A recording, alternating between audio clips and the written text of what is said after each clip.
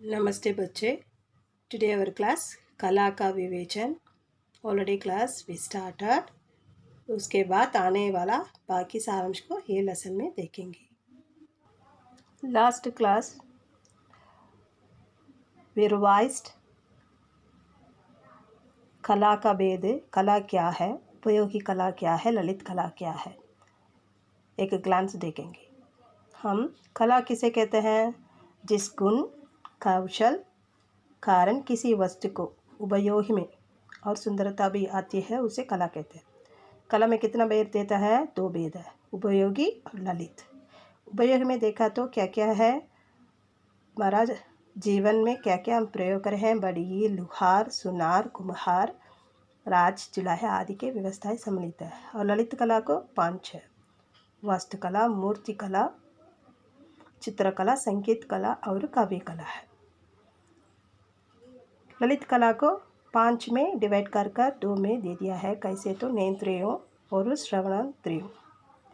नेत्रियों का मतलब आँख के द्वारा हम देखेंगे, श्रवणेंद्रियों का मतलब कान के द्वारा हम सुनते हैं। इसलिए ललित कला तो मानसिक विकास की कला कहते हैं। इसके बाद हम अभी देखेंगे, देखो उसका कंटिन्यूशन है। मनुष्य सुंदरता के पीछे पागल है। ये तो सच है, क्योंकि हम तो बहुत चला है तो हम उसके पीछे जा सकते हैं, इसलिए हम तो पागल, एक टाइप ऑफ पागल है। इसीलिए उपयोगी चीज़ों का सुंदर होना अनिवार्य हो गया है। So what are all you are using that things also be a beauty, then only we are likes. So necessity, अनिवार्य का मतलब necessity. Even our using things also, if it is beautiful only we are handling, otherwise we won't touch that. So इसलिए इसे कहते हैं। इसलिए मनुष्य को क्या कहते हैं? मनुष्य एक इसीलिए मनुष्य सौंदर्य पासक प्राणी कहते हैं, क्योंकि हम ब्यूटी है तो उसके पीछे जा रहे ना, इसीलिए। सेकेंड पॉइंट, जिस कला को मूर्त आधार की आवश्यकता होती है वह निम्न कोटि की, और जिस कला में मूर्त आधार का आधार कम होगा वह कला श्रेष्ठ कला मानी जाएगी। इसका मतलब यह क्या बोलना चाहते हैं? किसी के आधार पर हम कला को प्रयोग करा तो उसमें ज़्यादा श्रेष्ठ नहीं मिले हैं, लेकिन वो कला के लिए मूर्त को आधार नहीं दिया तो उससे श्रेष्ठ कला कहते हैं। जैसे वास्तुकला में, वास्तुकला का मतलब आर्किटेक्चर में ईंट, ब्रिक्स, पत्थर, स्टोन, ये आदि के मूर्त बेस ऑफ दैट आधार पर अकॉर्डिंग टू दैट वास्तुकला होते हैं। मूर्ति कला में देखो, जैसे मूर्ति कला में देखा तो पत्थर, मूर्ति का मतलब स्कल्पचरस, दैट इज स्टैचू बनाने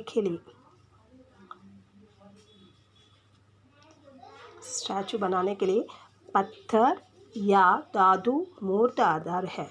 पत्थर, स्टोन प्रयोग करेंगे और मेटल भी प्रयोग करेंगे। नेक्स्ट चित्रकला में मूर्ति आधार की मात्रा बहुत कम है। चित्रकला तो देखकर हम कर सकते हैं, तो पेंटिंग है, पेंटिंग को हम किसके आधार पर देखें? कुछ पिक्चर को देखकर और सीनरी को देखकर हम कर सकते हैं, इसीलिए ये तो बहुत कम होते हैं। इसीलिए वास्तुकला को 5वां स्थान, मूर्तिकला को 14 स्थान और चित्रकला को 3रा स्थान दिया जाता है। चित्रकला तो मूर्ति के आधार पर कम होने के कारण चित्रकला को 3रा स्थान दिया है, और वास्तुकला को 5वां स्थान दिया है, क्योंकि वास्तुकला में ईंट यूज़ करे हैं हम, ब्रिक्स, ईंट और पत्थर ये सभी यूज़ करेंगे, इसीलिए वास्तुकला लास्ट प्लेस में हो गया। ये सभी कौन सा कला में आ रहे हैं? तो ये सभी कला तो ललित कला से आ गया। ललित कला में 5 भेद है, वो 5 में क्या क्या फर्स्ट में आ रहे हैं देखा तो वास्तुकला 5, 5वां प्लेस में 5वां स्थान में आ रहा है। और मूर्ति कला तो किसी पिक्चर को देखकर हम स्टैचू बना सकते हैं, कल्चर बन सकते हैं, ठीक है। ये तो इसीलिए वो तो 14 स्थान आ रहा है। और चित्रकला ड्राइंग है, पेंटिंग है, ये इसको भी किसी चीज़ देखना चाहिए, देखकर हम कर सकते हैं, इसलिए वो तो तीसरा स्थान दिया जाता है। नेक्स्ट हम देखेंगे। नेक्स्ट देखा तो बाकी 2 कला है, संगीत और काव्य कला। संगीत और काव्य कला कौन अगले में आ रहे हैं देखेंगे। संगीत कला को मूर्त आधार की ज़रूरत नहीं है। संगीत म्यूज़िक के लिए मूर्त नहीं चाहिए, ठोस नहीं चाहिए, फिर भी इसके 7 स्वरों को इसका आधार मान सकते हैं, लेकिन स्वरों का बिना संगीत नहीं आता है। सो संगीत एक बेसिक, इसके बिना वो ये संगीत कला नहीं आता है।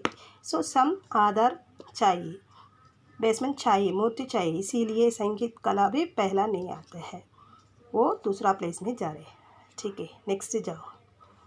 कलाओं में काव्य कला में मूर्त आधार बिल्कुल नहीं है, क्योंकि काव्य अपने मन में जो कुछ इमेजिनेशन हो रहा है वो तो हमारा ओन है, हम क्या सोच रहे हैं, सो ये तो हमारा मन में होने वाला इमेजिनेशन है, काव्य कला है। सो इसके लिए आधार कुछ भी नहीं चाहिए।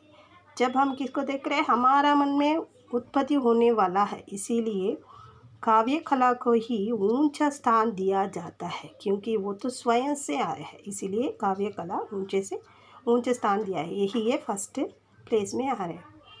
बच्चों, I hope you are all understood today class. Today assignment for you I have given, इसके बाद क्वेश्चन आंसर है, उसे कॉपी कर दो। ये बाकी सारांश को भी तुम लोगों ने क्लास वर्क में कॉपी कर दो, कॉपी कर मेरा व्हाट्सएप नंबर को भेज दो। और कल टेस्ट के लिए कला के विवेचन लास्ट क्लास में दिया है, वो पोर्शन को लेकर पढ़ो, ये पोर्शन टेस्ट पोर्शन नहीं है, वो पोर्शन पहले क्लास में ले लिया है ना, सारांश वही है, सो उसे लेकर पढ़ो। धन्यवाद बच्चे।